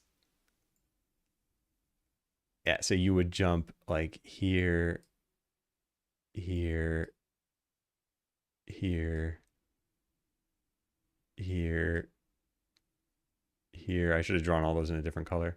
Is it too late? No, it is not.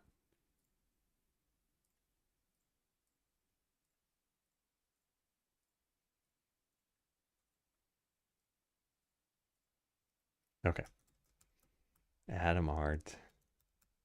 Yeah, this would be a very cool thing to do. I think this would be a fun game, and it'd be kind of funny to see like, oh, I filled the whole board and I didn't want to do that, and I didn't know that I didn't want to do that.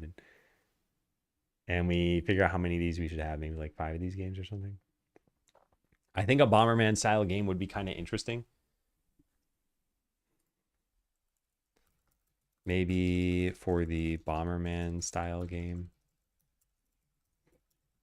you could play as the Dungeon Racer character. Not sure if that violates the story or the lore at all. Not bad. I mean, you get the idea. But yeah, I don't know how hard this game would be to do. Like, I don't know what kind of pieces. If you just had Tetris pieces, would this be almost impossible? I guess you can always form these little divots yourself and probably just kind of infinitely do that shape over and over. Yeah. Yeah, I think you could. But yeah, would the average person be able to do that?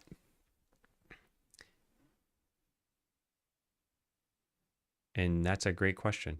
I don't know. But it's reasonable that the games get harder and harder. I'm very intrigued by this idea. Yeah, I really, really like this. Okay, well, anyway, going back to checkpoint 3. So we got Sidekick in Space, going to the space shooter. We got ideas for those. We got the Tetris Minor game, the Joke Card game. The Joke Card game is hilarious to me. For those who didn't hear, a card game is technically a game where you play with one card, right? So we only give you one card, and it's got a whole bunch of text on it. And it seems like it's gonna do something crazy, but by playing your one card, you win the match. So we got a whole bunch of lore that plays out here about you fighting like the Dark Lord of the Shadow Realm, and you played your card first, so you won, and that's it. That's the end of the game. So this is just a joke that lasts for like 30 seconds. And then yeah, Hue Slider game. You play as the Hue Slider from the character customization screen. You have to pick colors. This reminds me a while ago they had that Smash Bros safety card man or something. This reckless safety notice man. This is a very old meme, but people were coming up with all sorts of ideas for like who could be the next character in Smash. And they took this. I think this is in every Wii game to show that like you shouldn't throw your Wiimote at the TV. So they tried to add like move sets for him just based on the graphics they had. This is peak humor. But I wonder if we could do that using the title screen. Like the Hue Slider is there, but then there's also elements like you could have the selection changer. And at one point you got to change from like hair to boots and all the, I don't know, something changes. Yeah. Owners of the rules. Your one card's effect can be triggered at multiple phases or at different phases of the card game. Sort of. It's a much more surface level joke though, even like the game purports to have more difficult rules, but there aren't. It's literally just like you played your card first, so the enemy has to forfeit. I'll play my card first next time. It's actually a funny line. Is that written down already? Because I gotta put that there.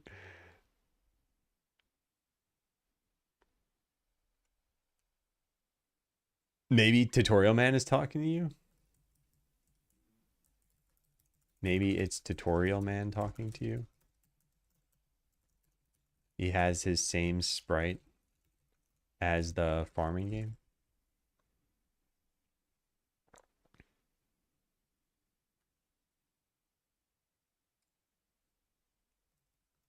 Maybe High Lord Magtharok says, I'll play my card first next time. He shakes his fist in the air.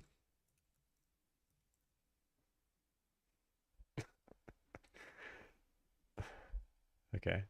Yeah, Hue Slider Camouflage.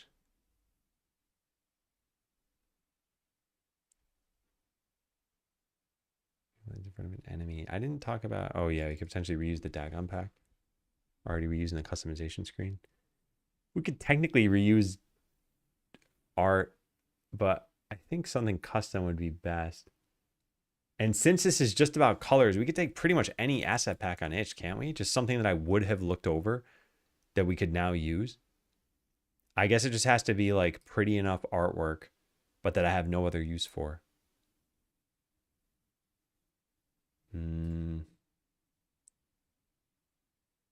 Also, it could be 3D.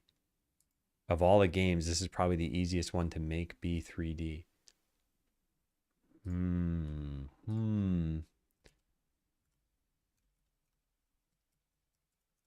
Could probably make this a 3D game pretty easily.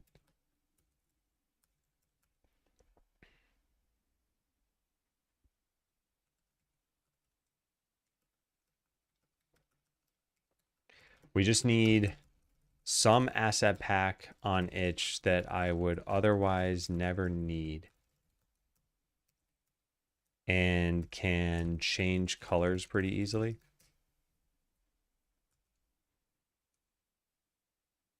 Where did that page go that I opened? I don't see it. Did I open another window? No, I don't know where I put it. Well, let's just, oh, there it is. I didn't realize these scrolled. Okay. Should we look at 3D? I mean, maybe we should just take a quick look and see what we got. Dungeon asset pack. It's got to be something with enough colors, right? Although a lot of these have like free versions. Yeah, and the free versions are probably enough, and I can just toss a person like $5 or $10.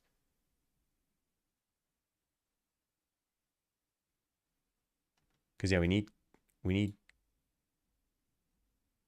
colorful stuff.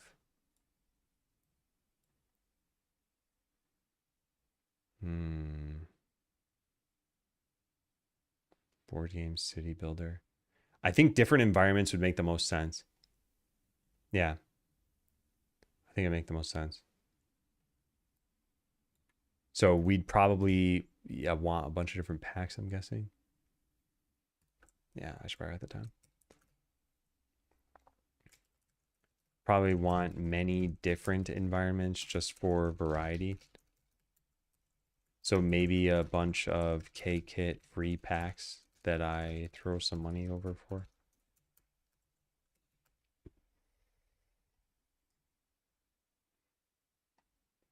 All right, I don't need to look through all of these. Yeah. Let's go back for a sec to 2D.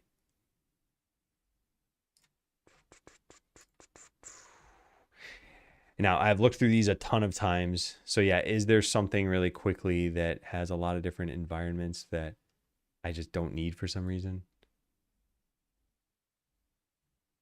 I do think the key is about the environments.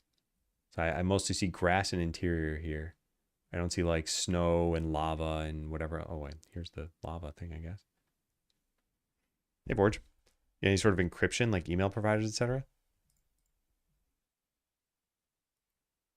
What's the context behind this question? It's very strange for a first-time viewer to ask that off the bat. I mean, welcome in, for sure. But yeah, I'm curious. Because this feels like it's a setup for an ad. Which I would not appreciate.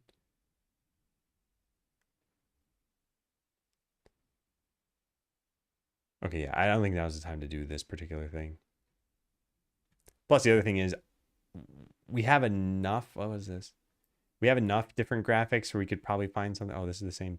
Wait, no, this is the same thing. I just looked the wrong pack. Texture pack. Yeah. Actually, it doesn't even need to be a game environment. I should probably write that down too. It doesn't have to be a game environment. Could just be arbitrary textured backgrounds. Or even wallpapers. Yeah. Yeah. Okay. So we have what, 4 of these games planned? One is kind of a mega game that we're coming back to. We'll be in twice and is really 2 different games. And then I had some of these other ones planned, but I didn't really have the right assets for them. God, Sentient Bench is just such a funny idea to me.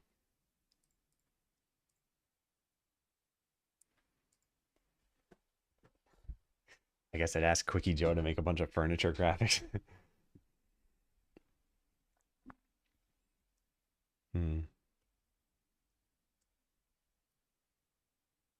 I wonder if this tile set has animations for the trees. We could potentially dynamically do something. But did they mention it at all? 480 prop objects with many animated ones. Yeah, but how many trees?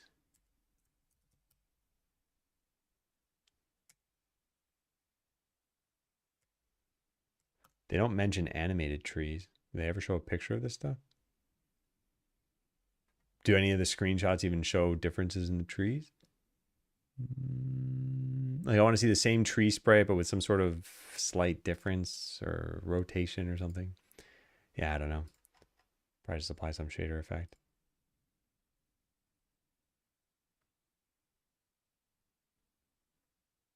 Yeah, I don't really think so. Okay, well, whatever. Doesn't really matter too much. But is that good enough for checkpoint 3? Do I need something else? I think that's probably good. So I'll play out a little bit more story. Yeah, I think this is probably good. If there's extra time, we just do more stuff. I see you're using Google Docs for game stuff. I was just curious if you had any recommendations on this, on that type of software. Yeah, I've got recommendations. But what does Google Docs have to do with encryption or email providers? And yeah. I'm still perplexed. Also, I'm doing this for the game design at least and for to-do list tracking. I'm not like, yeah, I'm not coding or doing artwork in this program. I think they do have a draw function here somewhere. Yeah, if you do insert image, I think you can. No, they don't have it anymore.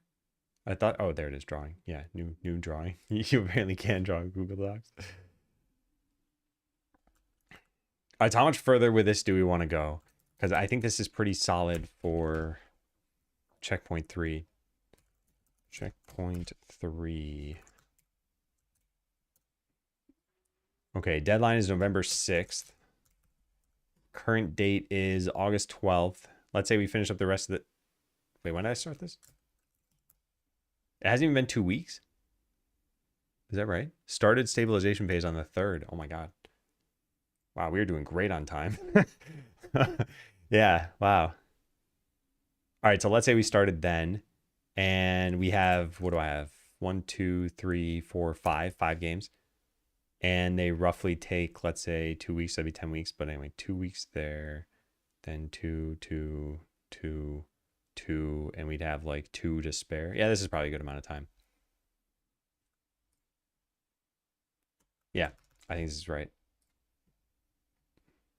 That would bring the total roster up to, we have what, 5 so far, and this would add, I guess, kind of 4 more. Depending on how you define this, you could say it's 5, maybe, but like the joke card game doesn't really count. It's just a joke. So yeah, 4 to 5 more. And in 1 checkpoint, I guess if we don't get something done, we should probably pick which one shouldn't be done. So like Sidekick in Space and the Space Shooter are very important. The joke card game is not very important, but I'd like to do it. And yeah, one of these two. So maybe the Hue Slider game is like the one that we potentially drop if we need to. Oops. Checkpoint 3. Hey, here it is. All right, X new sub games. These. I also want to come up with a better name by the end of today, ideally. Name the games because the code classes will correspond to them.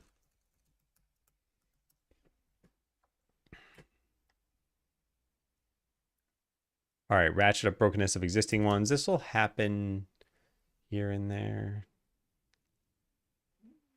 Yeah, improve general polish, small vacation. Yeah, I think this is fine. If we run out of time, this one could get cut.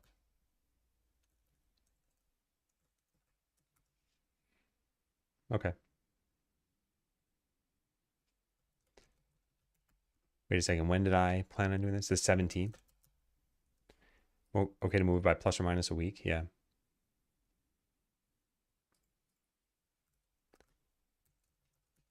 I think that any amount of August could be spent. So it's not a problem if I want to use all of that time. Wow. Yeah, it's been going really smoothly. I think there have been some challenges here and there, but even the last stabilization phase that we did, there was some other problem that I ran into, right? I spent a lot of my time doing something. What was it?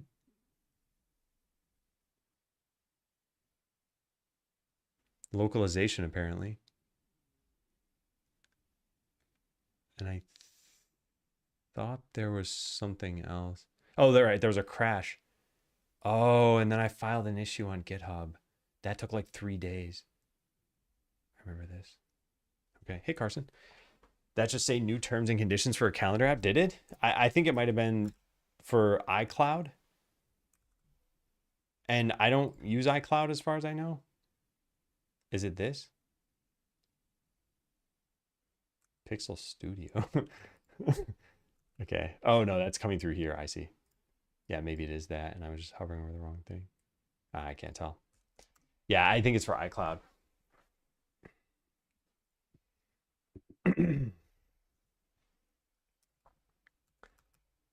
And I don't know how to stop that from showing up. Every time I update my Mac, it shows up. And I'm pretty sure I have it set to not use iCloud.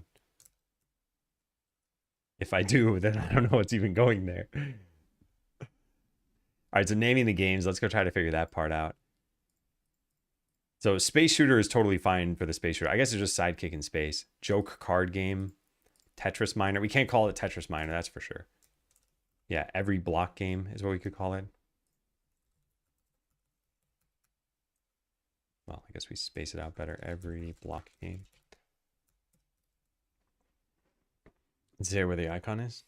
Yeah, things are going pretty well. I've done a lot of good stuff in the last, I don't know how long, like a couple weeks. This is not good stuff. Ignore this. Let's close out of that. Let's close out of this and this. And I'll show you a couple of quick things that I made progress on. A space suit. Use the Plus or the Pro subscription. I use Plus, the $20 one. Do you start a separate new conversation for each feature, or you just continue in the same conversation? Yeah, I do a new conversation as well. I only continue in the same conversation if it's related to the feature that was just done. And even then, sometimes I do a new one just to make sure we're starting from a clean slate. But yeah, anyway, let me show this off really fast. So this is one of the new things that we have. We now have a save slot feature. So like, if you have no slots here and you go to start game, it'll just start normally. But this way, your second save that you make, you can choose to not overwrite the first one. Anyway, that's kind of a boring thing. Well, as long as I'm showing boring things. We also have a control customization screen now with controller glyphs, and they're dynamic based on what controller you have. So like I'm using a Nintendo controller, but if I switch to PlayStation, all of these change as well. So like not a very cool feature to work on, but something players expect, and now it's done. But one of the cool things to work on was this, which is our falling sequence is now much glitchier than it was before, where you can actually see the source code of the game. So yeah, I'm very, very happy with how this turned out. Very neat. And a whole bunch of other little features. This is another little doofy thing that I like. Like, you put bombs down in this room and they're this size. When you blow up the wall, you place one that's extra big. Which I get a kick out of because it's going to destroy the entire dungeon. Your process entry, thank you, yeah. So much has changed. Oh yeah, definitely. It's gotten pretty good. We got animated power-up graphics over here. They got that little shimmer effect. Got like a proper inventory screen here, again with controller glyphs. The different items do different things. You dash through enemies to damage them. Just skip to the end here.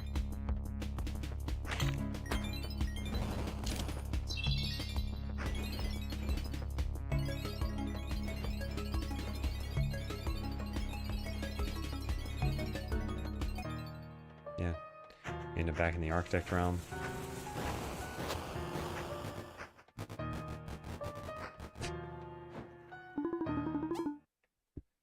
Yeah, lots has changed. Okay, so yeah, naming. We can't, every block game I guess is fine. Sidekick in Space. The problem is you start in a platformer. What do we call that platformer? It's like a Metroidvania. I want to keep anything trademarked out of the game. So like Tetris, I don't even want it to be in the source code files.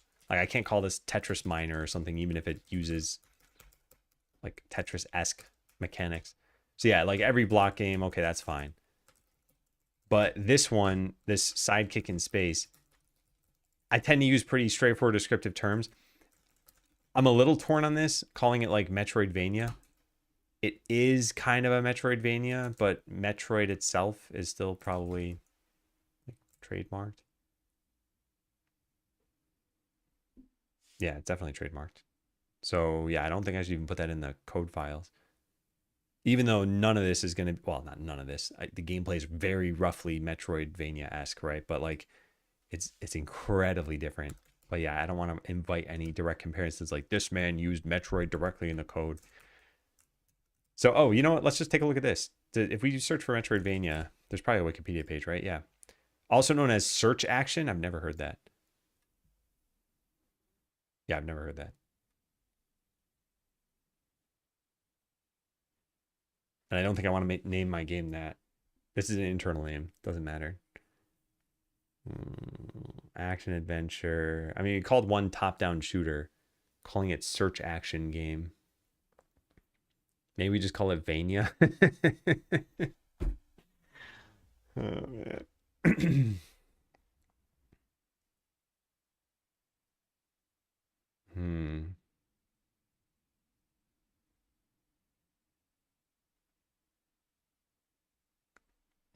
Search action platformer. Already platformer. Maybe backtracking platformer. Yeah, maybe that's better.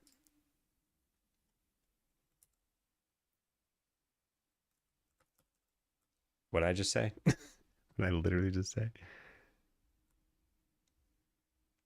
Oh, backtracking. Yeah. Okay, we got an internal name for that. Space shooter's totally fine. Joe card game's totally fine. Yeah, all the rest that's fine. Cool. So I'm happy with that. So that's finished. That's finished. Designed by Prototype. So I don't know what happened, but I feel like I had some really good ideas today, and part of it was building on what I already had. I almost wonder if we should take this momentum and try to apply it to the Tiny Swords tower defense game. Like, did I just need enough of these ideas percolating this whole time? There was a game called Bomberman on Game Boy that had something like that. Something like what? Backtracking? I think I remember. Oh, what was that game called? Bomberman Max. This was on Game Boy Color. And it was like an adventure Bomberman game. I think they did a bunch of these adventure Bomberman kinds of games. But I don't know if this was the first one. One was Bomberman 64. It was probably earlier than that. Yeah, 1997. Wow. It's impressive. Yeah, so Bomberman Max was after that. I don't know if that's what you were thinking of. That was a cool game. Actually, both of those were cool games. I really like Bomberman 64. The N64 sure was a special console. I think for a lot of people, myself included, it was like the first 3D experiences that we had in gaming. And I think taking something as iconic as Mario or Zelda and putting them into 3D was just monumental. Okay, so worked on the Steam page. It's now being reviewed, or I submitted the Steam page for review. Did some very fruitful game design. What else did we do today? And cleaned up some, and worked on minor coding features.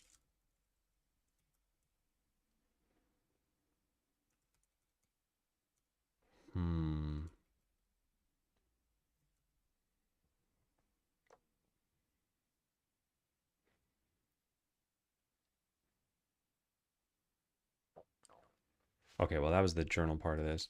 I wonder if I should file these other things here. I probably should. Is the merch up? It technically is, but it's using the wrong graphics right now. So, like, I don't recommend going and getting it. Let me see.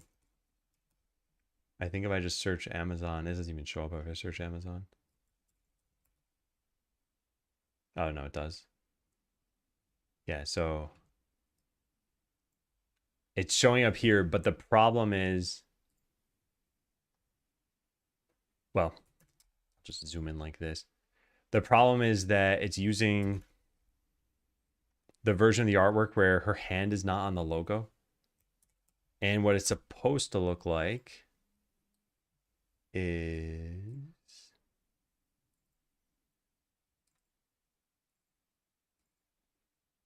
this. Yeah, where her hand is on the logo. So, I mean, if you're okay with what it looks like now, I guess you technically could buy it. But yeah, I also don't think it's probably going to look great in person just yet. So, like, what I'm probably going to do is delete all the merch that's already there, upload this instead, and then buy a hoodie for myself. And if that looks good, then start uploading more. But yeah, one of the problems with it right now is this logo. You kind of want the center point to be like here, maybe a little left to the actual center. But the only way to do that on Amazon merch is to like shrink the logo a little bit and move to the side, because there's a safe area where they can render. And that safe area is smaller than I want it to be. But yeah, man, it is so crazy looking back at the last 4 months and just thinking of how much progress there's been. And like, Quickie Joe made this from nothing. Love it. Do I have a notification I should be looking at? No. Yeah, so I got to write this down, like delete the merch. Delete the existing merch that I have. Then only put up a hoodie that I want to buy. Take screenshots first so that I can see how it would be laid out on Amazon. Take care, Chappie. Thanks for the input earlier.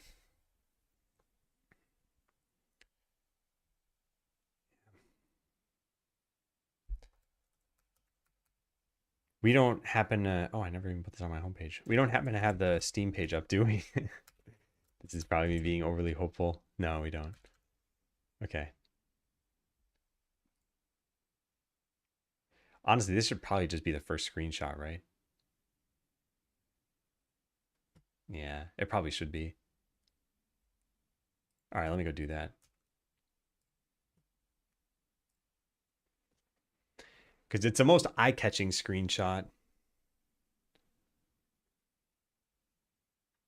Can I edit this while we're doing this? I don't know. We'll find out. Graphical assets, screenshots. Move this up to here.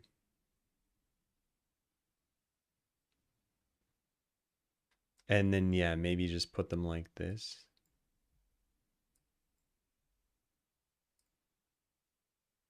Yeah. Unpublished. I can't publish, right? Not been published. Once public, you'll be able to release incremental updates. Yeah, I don't think I can do this yet. But if we don't have a trailer, I think this is probably best. Yeah.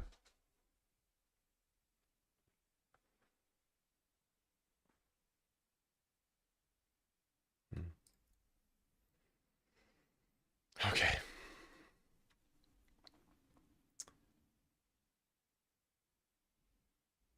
All right, well, I think we're pretty good for today. I don't exactly know what's going to be happening tomorrow. Yeah. Because I have a few things I can still work on. But I don't know. I actually don't really like this trend I've been doing of ending streams earlier than normal. I think part of it is like we're in the stabilization phase. Also, I've been putting in a lot of work outside of the stream. I think that's a real problem. I think the only work I did was on stream. I'd be streaming more. But I'm doing a lot outside of it. Yeah. Well, like I said, there's been fantastic progress. So it is about 3 o'clock my time. I'm gonna get going. I'll be back tomorrow. I'm hoping nothing goes wrong. Yesterday I couldn't stream for real life problems. Today there was the emergency that happened, and I just want to do a regular stream with no excitement. Just work getting done. So I'll go find someone to raid on Twitch. It's online. Oh, hey, I wanted to raid Aaron last time and I didn't get to. So let's go raid Aaron.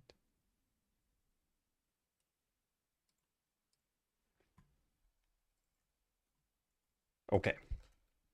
I just bought the shirt. Don't mind it. Wow. Okay. Yeah. I hope you like it. Yeah. I just, it's very experimental. So if you were to return it or wait for a new one or something, it's totally fine. I do try to set the revenue as low as possible. So it is mostly just for people who want the merch, not necessarily to support the stream or the game. But yeah. All right. Well, thank you all. Thank you for buying the shirt, Carson. I will see you tomorrow, hopefully. And let's go say hi to Aaron for now. So take care. Have a good rest of your day and see you next time.